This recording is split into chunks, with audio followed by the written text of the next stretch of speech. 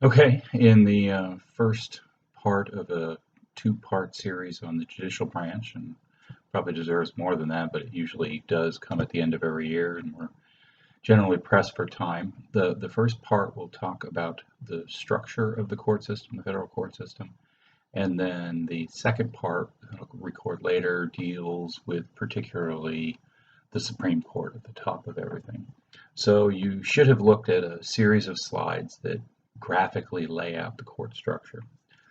Just to remind you of, I'm sure you already know, in that first one, the only court that is actually named in the Constitution is the Supreme Court. So that is constitutionally mandated. You'll note that if you look at Article 3, there is no mention of how many justices on the Supreme Court, and that number has gone up and down through the course of history. It's been at 9, I want to say, for about 130-ish years or so. But if you remember your U.S. history class, Franklin Roosevelt proposed increasing it, I think, to it could have ultimately been 15.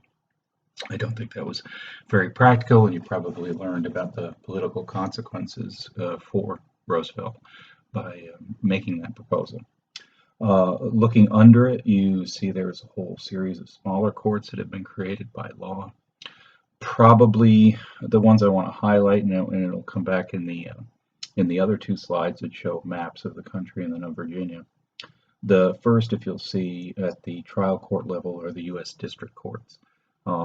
If you are being prosecuted by the United States government, or if you are proceeding in some sort of civil case where you're suing the government, or there are what are called diversity cases, where there are people from two different states involved in a case, and one of the reasons why the court was created was to deal with bias if you had to go to a state court. Those trials, the kind of things you've seen on TV 1,000 times on shows like Law and Order, where there's a judge, there is oftentimes a jury, there is evidence given, testimony, there is examination of the evidence by the party presenting it, there is cross-examination, there is something called redirect, all the drama of trial courts. The U.S. district courts are where the bulk of that takes place in the federal judicial system. Also of note is above it, in order to review the decisions, you have an appeals process. Those courts above the trial court level only review decisions. They do not review evidence. They just review, on almost 99 times out of 100, the constitutionality of the process. Was there something in the process that could have gone against the constitutional requirements? And those include the requirements established by the various amendments. That hardly ever makes it on television shows. It's a panel of judges, a minimum of 3, sometimes more, who are hearing legal arguments from 2 sets of lawyers. No evidence is presented. There are merely constitutional arguments being made. Most of the arguments are actually presented in written form ahead of time. We'll talk about that when we get to the Supreme Court. And then you see the Supreme Court sits on top of that. You'll notice on the right-hand side that the military has an entirely separate court structure until potentially ultimately you could get to the Supreme Court. That is written right in Article 1, Section 8 of the Constitution. Congress is empowered to create a judicial process and system for the military. And then you see a whole bunch of specialized courts on trade, on tax policy, etc., that have risen as our economy and government became more complicated over time. The next one shows you the, and I don't know how much detail you can see on what you have, but it shows you the breakdown of district courts. If you look closely at each state, the bigger ones anyway, will have some sort of line going through them. If you look at the Virginia map, ours goes cuts right down the middle. They're referred to geographically as the Southern District, the Western District, the Northern District, etc. No state can be in combination with another state in terms of a district court. My home state of Vermont is one district It's not big enough to have multiple districts. It can't be, for efficiency's sake, combined with part of upstate New York or anything like that. It has to have its own district court. You'll also see noted geographically the Court of Appeals. So there's not just a Court of Appeals for the whole country. Based on where your trial took place, you would appeal to, if you're in, let me look at the map, you're in the 11th district and your trial's in Southern Florida, their appeals, it goes to Atlanta, to that district. These circuits, these Court of Appeals have generated certain reputations over time. The 2nd district based in New York and the 9th based in San Francisco trend liberal. That seems sort of obvious. I think it's the 5th circuit located, I think, in New Orleans is its actual headquarters, and the 6th circuit, which I believe is in Cincinnati. They have, generally speaking, a reputation for being conservative. Our circuit, the 4th circuit, is actually based in Richmond. Its courthouse is just below Capitol, the hill on which the state legislature sits. It had a reputation as being pretty conservative. It has gradually become less so, and these are just sort of general classifications. And we'll see, we'll talk at the end of this particular review about appointment of judges. If the flood of conservative judges put in by Trump and pushed through by McConnell in the Senate plays out as I think they hope it plays out, and then many of these circuits could potentially trend more conservative or become, even if they are, I can't imagine he's going to fill enough vacancies in the 9th circuit to turn that court liberal from, or conservative from liberal, but maybe make it more moderate and less reliably liberal. Within the state of Virginia, you'll notice we're divided into east and west. In fact, the line that divides is just west of Haymarket. If you break a federal law in Haymarket, your district is the Eastern District, and that's headquartered in Alexandria. You'll notice that the map breaks them down into subunits. There are main U.S. district courthouses in Alexandria for the Eastern District and Roanoke for the Western District, but they can also put on trials in those sub-districts, and then oftentimes they're not going to have their own federal courthouses, but they will essentially rent one of the state and local courthouses. So that's the geographic breakdown. Well, first of all, the structural breakdown and the different types of courts, and then the geographic breakdown for the country, and then particularly for Virginia. I think the key thing to note is make sure you grasp the concept of a trial court where evidence is presented. I mean, you probably have a picture in your mind of what a trial looks like, and it's probably right on. Versus an appellate court where it's legal arguments reviewing principles for, was the process followed properly, was the Constitution obeyed, not should they have accepted some evidence or not, or did the jury just get it wrong. That is actually, to be quite frankly, the role of the executive. If it's a state case, it would be the governor who would review and decide. I think an error was made, something unfair was done, and thereby I grant clemency. Or in federal court, the president would do that. It's not a process for the appeals court.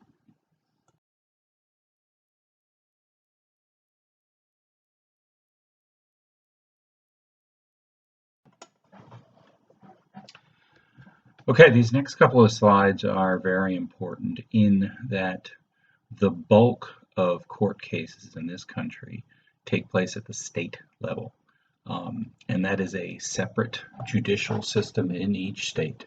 If you look at this first slide, you'll note that there is that division between the two. In each of the 50 states, their legislature has been empowered by their constitution to make laws and to police those laws within their borders. The most awesome of which we talked about is the police power, the right to regulate people's behavior for the health, safety, and morals of the state. And that's what's been going on now, is that state governors, using various emergency powers that have been placed into law, have made assembling in groups of 10 illegal. Now, they had to have these emergency laws in place, and then the governor exercises them and does that. And that can vary between the 50 states. I can't imagine any of the 50 don't have something like that, but they might have varying degrees of that power, the ability to do that.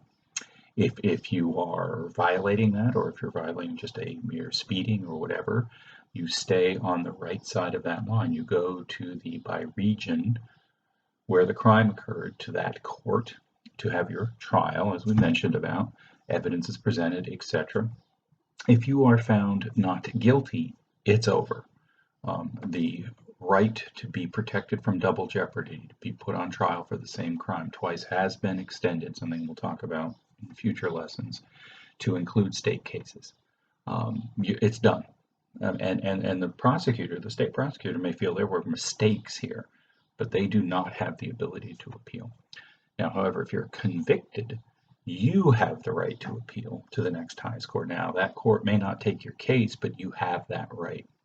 If they take your case, and most of the larger states have, as you see in the chart, some sort of intermediate level appeals review. Virginia only started having that in the early 1970s, where you would then go to that court to review the constitutional issues involved. In this case, it can also be the Virginia Constitution. Did something happen in the trial that violated your Virginia constitutional rights? And then, as I've mentioned, and we'll come back to later on, they are also examining potential issues with your U.S. constitutional rights, particularly as they may or may not apply under the Bill of Rights. So anyway, and then now, this is an important notation here. Once you've appealed it to that next level, you've essentially waived double jeopardy. So if you win at that level, at this point the state can appeal it to the next highest level, and that's not considered double jeopardy, because you, by moving the case to a different court, to a higher court, have waived your double jeopardy rights for however long it takes for that particular case to play out. Now, on the left side is the federal system. You break a federal law, and it does seem like there are, tremendous numbers of federal laws, but there really aren't in comparison to the state level. Then you would be put on trial in the court that matches where you broke that federal law. You would, if you lose and are convicted, would have the opportunity to appeal to the regional circuit court based, again, look at the previous map. Either side loses there, they have the right to try to get into the Supreme Court. Now, I want to give you some numbers to think about as we move to the next slide. And I use 7 as a very rough estimate to kind of help you get a concept of this. There are, in a typical year, 7 million court cases in this country. It relates to this notion that America is a very litigious society. We like litigation to solve a lot of our issues. When in doubt, go to court. So there are 7 million total. Of those, only about 700,000 or fewer at the federal level. So right there you can see that the bulk of them are state cases. And then of the 7 million, both levels, about 7,000 get appealed to the Supreme Court. Of those 7,000, only about 70 in a given year are decided by the Supreme Court. So we put a lot of emphasis on it, and rightly so. We'll talk about it in the next session on the judiciary, and then we will, when I make the slides regarding to civil rights, civil liberties, and we go through the key court cases, it does seem, after those lessons, it feels like, oh my God, the Supreme Court has defined life in America. However, they're doing it based on only 70 cases a year, a tiny fraction of the total cases. And as you'll see, as I've told you, the bulk of those cases occur at the state court level. And a bunch of what they put into those 70 are state cases. But you don't automatically have the right to break through that red line and take your case. You've been accused of something by a state. You've been put on trial, you've been found guilty, you have been given some punishment, and you believe that the state is, pardon the expression, screwing you. And you would like the federal system to arbitrate, to step in and solve your problem. You don't automatically have that right. In the next slide, we'll talk about what has to exist for a federal court to take a look at a state court case. And the bulk of their dramatic cases, think of this one that you hear all the time on television, the Miranda case. That case was Miranda versus Arizona. Many of these landmark cases are state-based cases. So I'll give you a minute to pause, look at the next slide, and I'll come back and talk about that.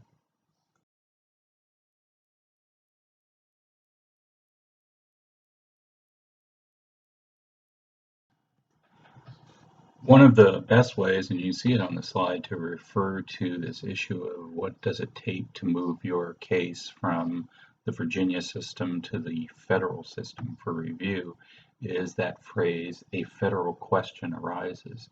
There must be something in the case that is a matter that pertains to the federal government. If you cannot demonstrate that to the level that will be accepted by the federal court system, predominantly the Supreme Court, then you're done. However your case works out through the state system, even if you ultimately get all the way to the state Supreme Court, it's over. And that's it. And your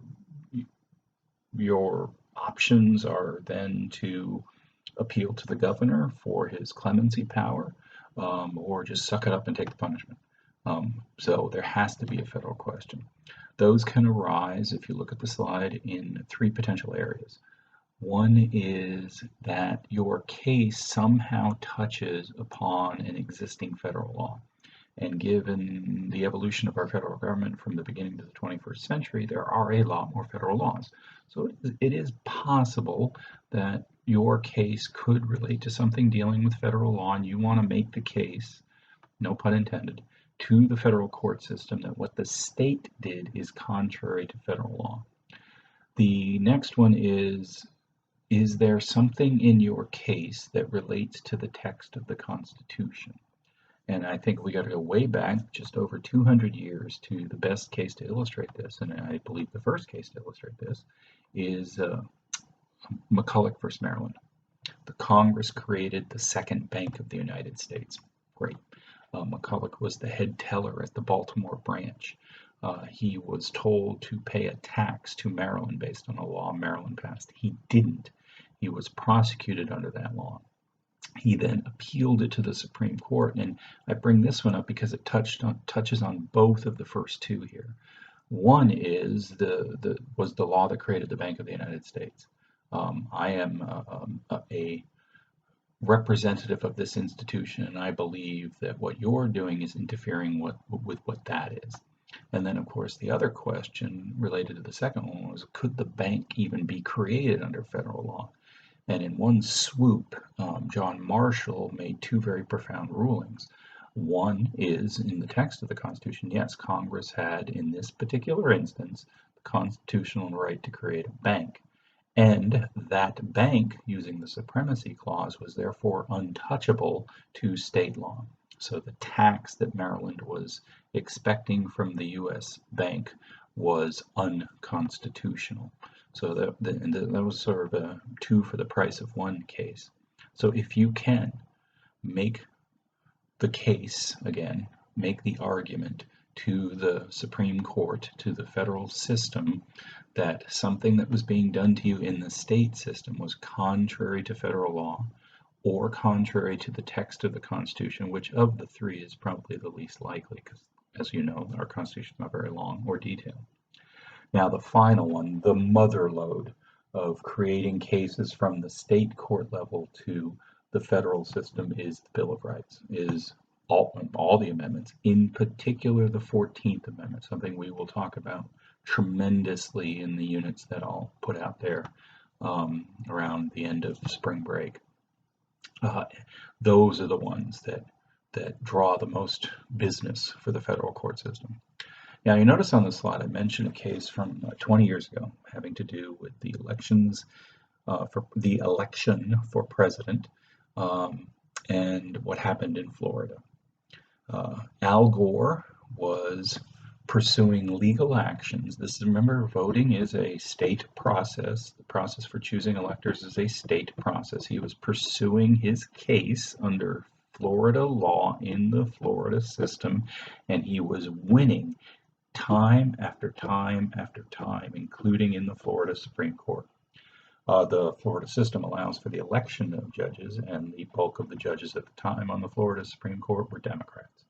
The Bush team, the Bush legal team, knew we have got to get this case into the federal system.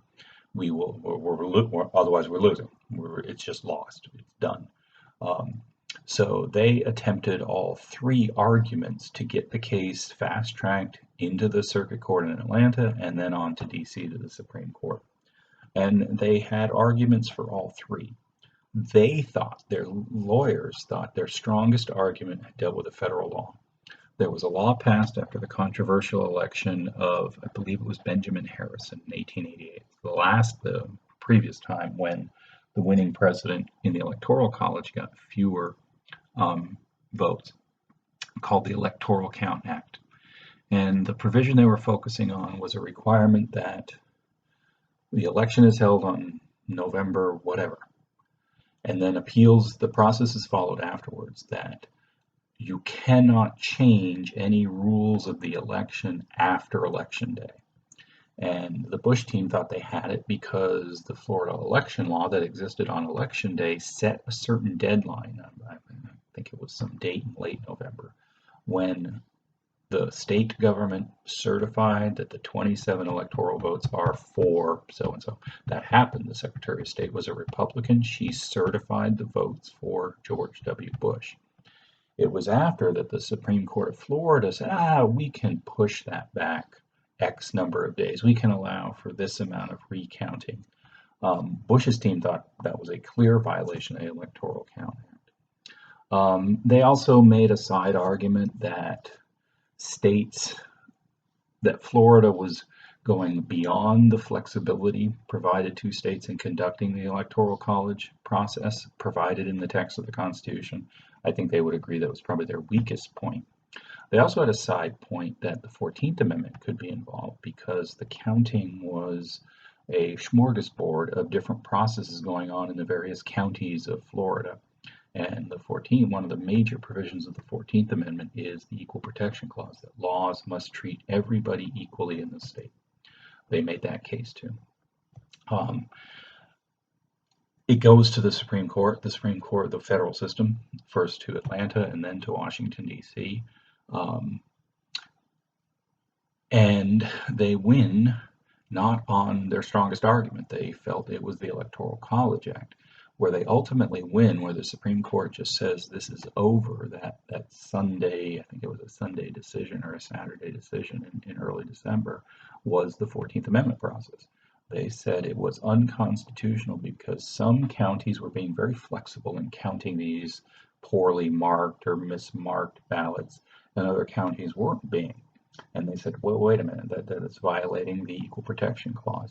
You would have to create a uniform recounting process, potentially apply it to all 6 million votes, although probably a smaller percentage of those were in doubt, and have a process for whoever loses the argument as to this is a Gore vote or this is a Bush vote, to have a process to challenge that. It's Saturday, December whatever. Tuesday is the day in federal law you have to send your electoral votes to Washington or they won't be counted. There is no way you can create from scratch a uniform recounting system, potentially put hundreds of thousands of ballots through that process, and allow for an appeals process potentially for each of those ballots in 3 days. So stop. The 7-2 vote was, Florida, you've screwed up, and the process you've done to this point is wrong. Where you hear the 5-4 vote was the 5 conservative justices saying there is not enough time for you to do all of this and postmark your electoral votes by Tuesday. So just stop the charade. 2 of the more liberal members of the court were not willing to go that far, but they did agree that Florida had screwed up the process. In fact, in judicial terms, the U.S. Supreme Court seriously spanked the Florida Supreme Court for just making no sense in what they were doing. And where this ultimately ends up, it's not really a judicial point is that it then fell to Al Gore to decide what to do. Was he going to pursue other legal means in the various laws that have been created, in fact, some of them in the Electoral Count Act, or was he just going to accept that Florida's 27 electoral votes would be for Bush, and that would give him 271? He chose to accept that. Many Democrats were upset at him, that felt like he should have pushed the argument further. That would have taken place in Congress, and perhaps some other time we can talk about that. Or if you're curious, you can ask me about it when we have our Zoom talk on this.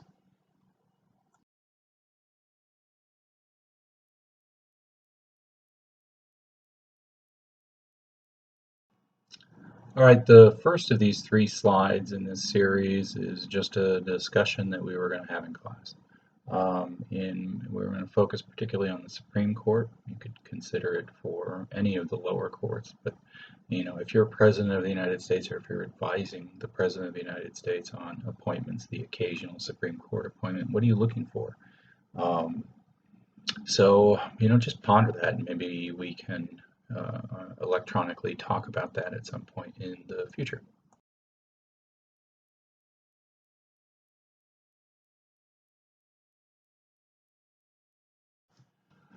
Okay, some things to consider. These are just sort of terms and generalizations that in the age of Trump to some degree have been seriously challenged.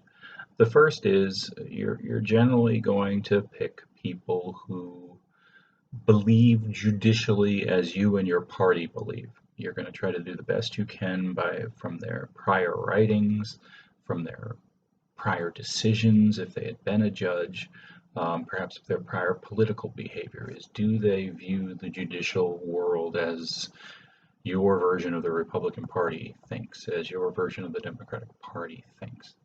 You're going to get a list of potential candidates based upon that. Now, it used to be, for many, many decades, tradition that when you were filling the judges in the district courts, that, remember, these are contained within states, that you engage in something called Senatorial Courtesy. This was presidential courtesy to the senators, and this was senators' courtesy to each other. That the president would consult with the senators, and particularly, obviously, much more closely if they happen to be the same party, if there was a vacancy in the Eastern District of Virginia. Here are some names. I'm thinking about what names do you have. They would come to some agreement cooperatively, and then their fellow senators, the other 98 senators, would, showing courtesy, confirm.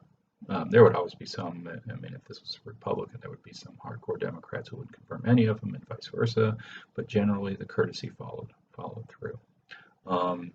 In many ways, that has largely broken down in our hyper-partisan world, and the breakdown of that probably contributed to eliminating the filibuster. So when it was a Democratic majority early in Obama's term, this was when it was originally done. It had been talked about because the Democrats had filibustered George W. Bush nominees, and now it was turned around as fair play. The Republicans were filibustering Obama nominees, that the majority leader at the time, Harry Reid, a Democrat, changed the rules to eliminate the filibuster for lower courts. That then got extended to circuit courts, the courts of appeals. And then finally, at the beginning of Trump's administration, McConnell changed the rules, so there's no filibustering any judicial nominees, including the Supreme Court. That was the only way Kavanaugh got through, was the dropping of the filibuster. So the whole idea of courtesy within this process has largely been lost. Another commonly used term, and you'll see on the slide that I'm looking at, is the litmus test. This is sort of rules people in or out. It probably, I don't know its original genesis, but it was certainly motivated after Roe v. Wade. There was a rise in the conservative movement, the social conservatives, so upset about the Roe decision. They latched themselves on and became integrated with the Republican Party, and it became sort of a standard requirement from Ronald Reagan on that, particularly for Supreme Court judges, you had to try to pick people that social conservatives could believe that if they had a chance would rule against Roe v. Wade. This is, I think, I don't know where I mentioned this, where I want to talk about this, but this may be part of the behind the scenes deal between social conservatives, particularly Christian conservatives with a certain moral compass, and Trump, who on occasion doesn't seem to have that compass, that we'll keep our mouth shut and we will support you if every federal judge you appoint, in particular to the Supreme Court, we believe will be a vote to overturn Roe v. Wade. That's the deal we'll make. We'll let you get away with your peculiarities if you produce judges that will be anti-Roe v. Wade. Just a theory. Um, and then this has risen, at the end of the Obama administration. It does seem to matter where are we in the president's term. As you know, Scalia dropped dead. Well, maybe you don't know. Justice Antonin Scalia died unexpectedly in early 2016. A presidential election year, in year 8 of Obama's term, he eventually, a couple of months later, nominated a pretty moderate and fairly older Democrat who would probably not likely be on the court for 30 or 40 years, Merrick Garland. And Mitch McConnell said, I don't care. We're not going to have a hearing on him. We're not going to have a vote on him. We're just going to go with 8 justices on the Supreme Court for a year and hope that whoever is the Republican nominee wins the presidency. Now, I think at the time they weren't necessarily counting on that being Donald Trump, and that caused them some angst. Again, I think there was a behind the scenes deal made that we will support you as long as you guarantee us these judicial nominees, and we will facilitate this by getting rid of the filibuster. So even if we only have 50 Republican senators with the vice president breaking the tie, we will put on we will put on nominees that the social conservatives, the Christian social conservatives in particular, will view as good, strong anti-Roe votes. We'll see. There are cases percolating through the Supreme Court on abortion that will test whether Gorsuch and Kavanaugh are willing to fulfill that unspoken expectation. And now we're in an election year like no other election year. I mean, before this coronavirus, I would have said at some point there would be some calculating and on the part of judges retiring or what are Donald Trump's reelection possibilities, etc. If there is a sense that on the part of Mitch McConnell that he's going to lose, then I think they're going to try to rush through as many nominees as they can, or if they, who knows how this year is going to play out, but if they get a sense that they might even lose the majority, then there'll be a rush to fill as many vacancies as possible. And we'll talk about the consequences of that. Next up is process, so I'll come back with that in a moment.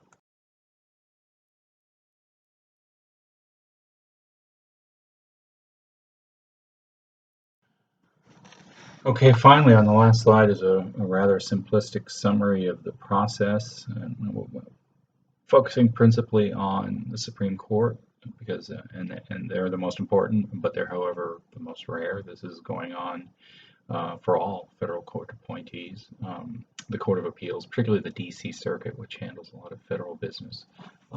Similar, the stakes would be similar, but not quite as high. At least they'd be more frequent, these instances. The first is all presidents, and probably even Trump had to eventually start getting ready for this. Maintain a list of potential candidates, the ones that are sort of out there in the judicial world that have been recommended to them from various groups that perhaps they personally know.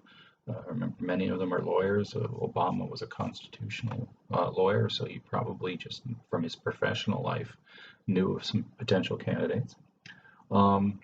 There are names floated, and you saw, for those of you who were in the class when I showed you, when I was gone, you saw the episode of the West Wing called The Supremes, that certain people were considered more than others, and you may have heard the reference to something called the short list, and the Glenn Close character, I think her name was Evelyn Baker Lang, was invited in as sort of a demonstration to liberals that the moderate to conservative Democrat Bartlett was considering a liberal, that she was on the short list because she was worthy of coming into the West Wing for an interview. Sometimes, and part of it, if you remember that episode, part of it was to placate the left wing, but it was also part to judge the degree of hostility to her hyper-liberalism. That's where the trial balloon comes in. You float these names out. The unnamed White House sources say the president is considering so-and-so, and if the media, particularly people you're counting on to support you, sort of explode in opposition, you deny it. No, I don't know where that came from. If the reactions are at least moderate to positive, then maybe we'll leave that person on the short list. The investigation into the background, which has in this day and age become much more personal, is referred to as vetting. I know we didn't have you in class last year, but maybe you noticed in the news there was a whole bunch of issues that arose over the Brett Kavanaugh nomination, and that things came up from deep in his past when he was in high school. To some degree, that would suggest a terrible job of vetting by the Trump administration. Either they didn't do the proper investigation, or Kavanaugh conveniently forgot about the possibility of this particular episode, or might have, if he had mentioned, hey, when I was young, I was kind of a pretty rowdy party boy. If he had said that to them, they should have said, well, we may want to, in this day and age, investigate that. So the vetting used to be generally about their judicial history, about their previous court decisions. Now it's what'd you do on a Saturday night when you were 17 years old 40 years ago? That's where the process has evolved. Then there's the coordinate. By the way, I showed you the Supremes, a first season episode that you might want to look up if you have. I think they're on Netflix. Is the episode The Short List. It was Bartlett's first judicial nomination and what that looked like. And I think there's a companion episode, or maybe it's all in that episode. You'll notice when we talk about White House coordination, the guy with the beard, Toby Ziegler, is put in charge. He's the White House person you're the point person on the Mendoza nomination. And you'll see that drove Toby crazy. But usually there is somebody in the White House, oftentimes in the counsel's office, who is the manager of this process. I think in the Supremes episode, you'd have to say it was Josh, because he took Donna's mom's cat idea and ran it past. He went to and this relates to the second one in terms of political control. The Senate in that particular episode was controlled by the Republicans. So he first broached the idea of a 2-for-1 deal, that the Chief Justice will step down, will put Evelyn Baker Lang in his seat. You will not bring up the fact that she had an abortion when she was younger. And your reward for doing so is you will fill the, I think his name was Brady, vacancy with a selection of your choice. And as you know, in the episode, they went with the conservative young Mulready. He had to sort of get the sign off of the majority. So he went to that, and the woman he went to was the chief of staff of the chairman of the Judiciary Committee to get the Republicans on board. Bizarrely, at the time, remember the rule existed then, they then had to worry about the Democrats filibustering this whole thing. So that's when they brought in Senator Pierce as the lead Democrat on the Judiciary Committee to get him on board. Very dramatically played out. But an example of, boiled down to a few minutes on a 45-minute television show, what goes on in terms of coordinating. Now, obviously, the coordinating is much easier, theoretically, if the president and the majority in the Senate is the same party. Again, we go back to the last 3 years. There's been this sort of backroom deal.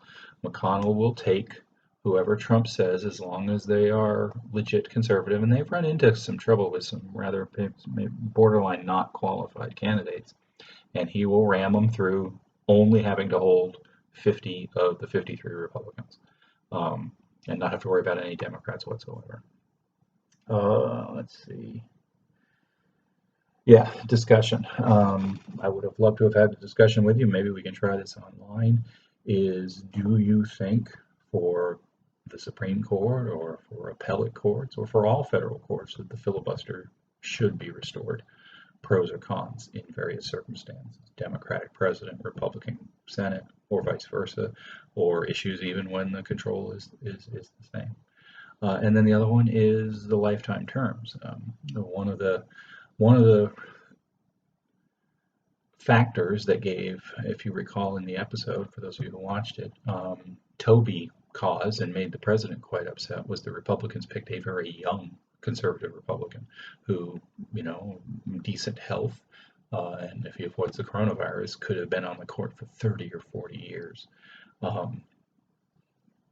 Should appointments made by Donald Trump still be having influence on how the court rules in the 2040s, in the 2050s? So we would have had a discussion on the appropriateness of lifetime appointments. So the next section, the next group of slides, I'll make another video for, relate to how the Supreme Court processes cases, those magic 70 on average that they get each year. And then down the road, at some future point, probably not until after spring break, we'll start getting into the actual court cases. And these are, I miss class in particular in this case, because these can lead to some really interesting discussions, and they never go away. The court is always looking at these issues in new perspectives and new ways on new cases, and with a new court, with a Gorsuch and Kavanaugh on the court. So hang in there.